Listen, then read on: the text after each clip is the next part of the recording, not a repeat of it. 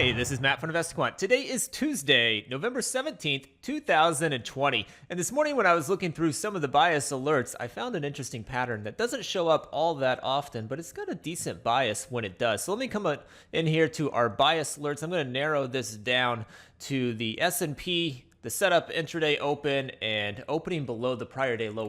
We're trading pretty close to that right now at the time of this recording.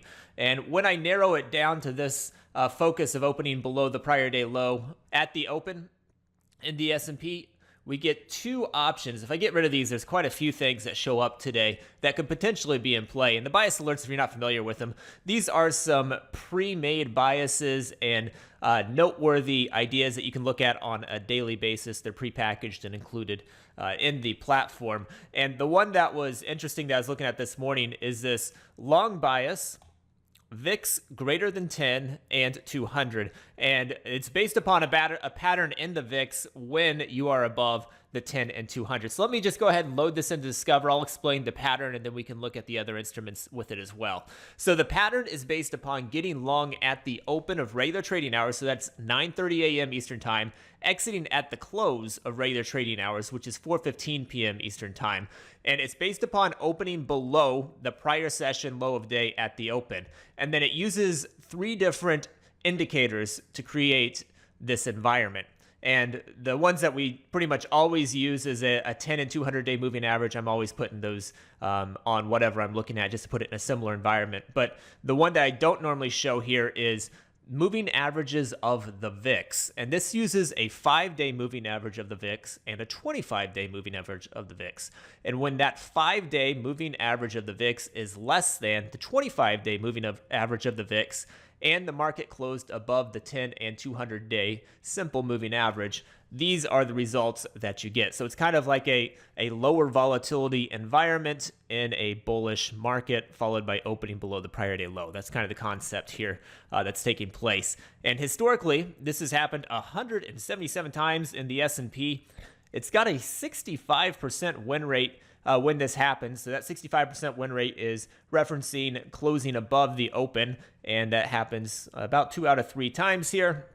And I wanted to go ahead and add the other instruments to it as well. So let me come in symbols and settings, and I can add the other instruments here quickly, and we can look at this exact same pattern on all 4 instruments. So let me do that and hit view results.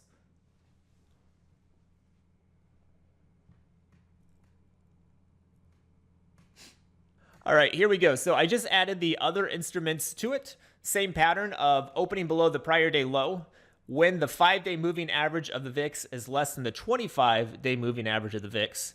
And the instrument that we're looking at closed above a 10 and above a 200-day simple moving average. So S&P, like I said, 177 samples, the NASDAQ 146, the Dow 188, and the Russell 104. And all 4 of these are fairly favorable.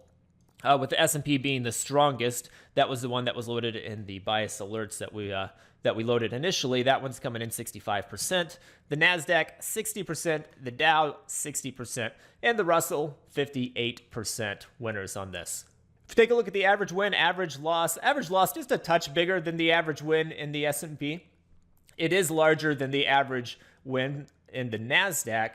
Average loss a touch bigger than the average win in the Dow, and the average win a little bit larger than the average loss in the Russell. So 3 of the 4, they're just a little bit larger on the average loss than the average win. And then the NASDAQ is a decent amount larger on the average loss than the average win. But historically, this pattern has been fairly favorable, and it is potentially in play today if we open below the prior session low of day. And of course, I don't know if we're going to open there or not.